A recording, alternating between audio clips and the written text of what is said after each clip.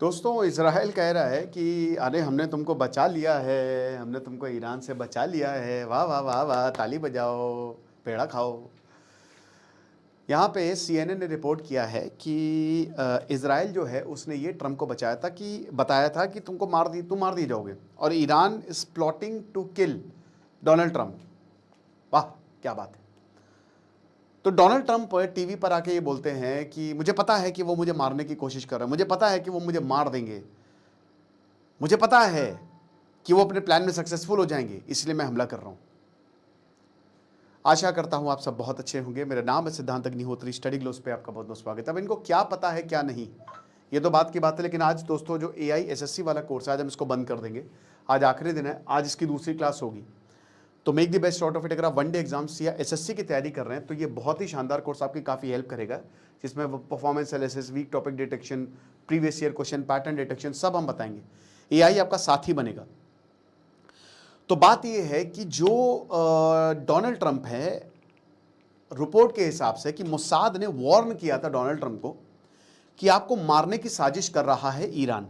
अब आप मुझे एक बात बताइए, ईरान आपको लगता है डोनाल्ड ट्रंप को मार पाएगा?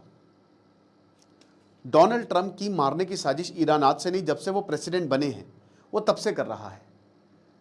वो बहुत लंबे समय से इनको हटाने की कोशिश कर रहा है, और आई एम श्योर कि बहुत लोग ये चाह भी रहे होंगे कि भैया अच्छा एक स्ट्राइक कर दो, लेकिन ये इतना आसान है? आप अमेरिकन प्रेसिडेंट को मार दोगे? कहानी कहाँ से शुरू होती है? कहानी शुरू होती है जब Trump was not interested in war.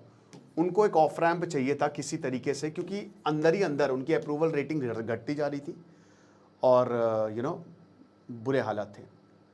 But I am dead sure, ये आप मान के चलिए कि मोसाद ने कुछ तो इनका वीडियो बनाया है या कुछ इनके पास है डोनाल्ड ट्रंप का। और ट्रंप देखिए इतना दिलफेक आदमी था ना, ये इतना ठरकी आदमी था कि इसके बाद बहुत कुछ है। मतलब इसने एक ओपन इन्विटेशन दिया था, है ना, जेफस्टीन को, ये जेफरी एप्स्टीन को अपना छोटा भाई मान, बढ़िया नाम था जेफस्टीन, वाह। एप्स्टीन को अपना छोटा भाई मानता था, है ना। तो बहुत कुछ होगा मोसाद, जिसकी वजह से डोनाल्ड ट्रंप सिर्फ इजराइल के हाँ में हाँ मिलाते, लेकिन इस बार नहीं। तो इस बार इन्होंने ऑफ रैंप ढूंढ लिया और इन्होंने 14 पॉइंट में इस युद्ध को समाप्त कर दिया। वैसे तो 28 मार्च से ये युद्ध बंद था, 28 मार्च से ये युद्ध बंद था, और 8 अप्रैल को बोला कि चलो बातें शुरू होती हैं। सीज फायर हुआ 2 महीने बाद, 2 महीने तक सीज फायर अभी चलेगा, लेकिन अब 3 दिन पहले इन्होंने फिर युद्ध शुरू कर दिया। इस बीच जब 14 पॉइंट साइन हुए तो Israel was not happy at all, और ये पहली बार ऐसा हुआ कि ओपन वॉर ऑफ वर्ड शुरू हो गई। इसराइल ने, नेतन्याहू ने, मतलब वैसे तो ट्रंप की बड़ी तारीफ की, लेकिन इस बार गरियाया, इसराइल ने गरियाया कि हम अपने ऑपरेशन जारी रखेंगे। ट्रंप ने नेतन्याहू को ऑन कॉल गरिया दिया, गाली वाली दे दी, गाली वाली बक दी। तो इसराइल से दुश्मनी का मतलब ये है कि भाई उसने पहले भी प्रेसिडेंट्स को हटाया है। जॉन एफ कैनेडी हो गए, जो इसराइल के इंटरेस्ट के हिसाब से काम नहीं किया, ठीक है, तो मोसाद ने बहुत ही आराम से, और मोसाद कर सकता है, या तो उसको हटवा दिया या तख्ता पलट, भाई रिचर्ड निक्सन हो गए, बहुत सारे ऐसे हैं। ऐसे आपको पिछले में भी मिल जाएंगे कि आप इसराइल के इंटरेस्ट से काम करिए और इसराइल को भर भर के फंडिंग मिलती है। अब ऐसा नहीं, अमेरिका भी इंडिपेंडेंट काम करता है, इसको हम ये नहीं कह सकते कि भाई वो अलग काम कर रहा है, लेकिन इसराइल को आपको देखना है, ठीक है।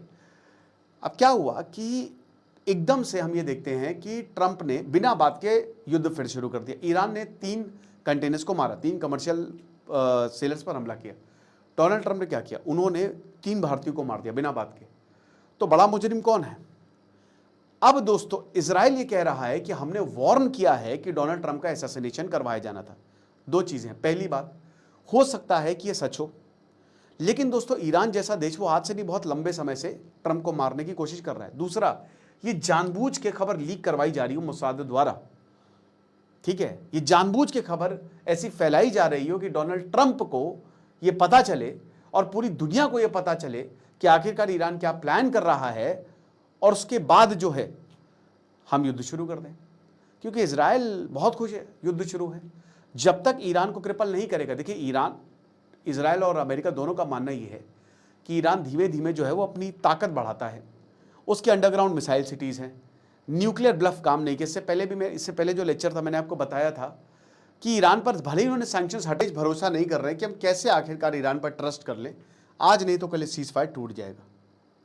तो बेसिकली क्वाइट अ पॉसिबिलिटी कि मोसाद ने कुछ तो डोनाल्ड ट्रंप का उसने ऐसा है कि जो उससे ब्लैकमेल कर रहा है।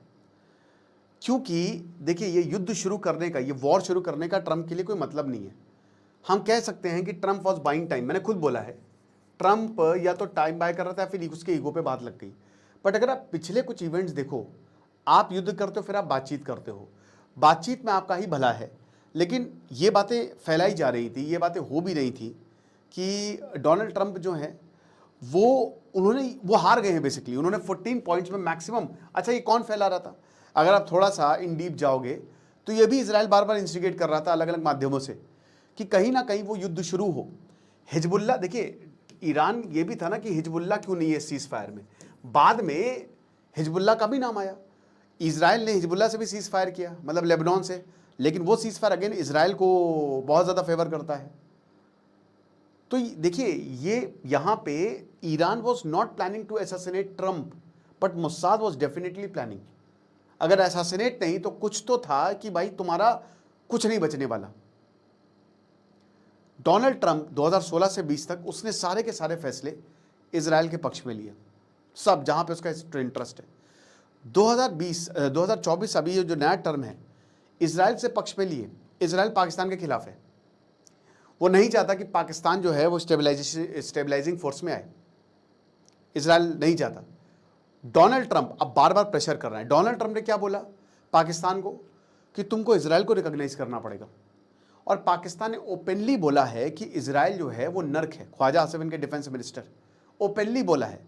खबर तो ये भी थी, एक ब्राजीलियन जर्नलिस्ट ने ये बताया था, मैंने इस पर लेक्चर भी लिया था, कि आसिम मुनीर को मारने तक, अभी जब ये गए थे ना, आसिम मुनीर को मारने का प्लान बना लिया था मोसाद। अभी अली खामेनी, बड़े बड़े लीडर्स को मारने का प्लान बना लिया था फ्यूनरल में।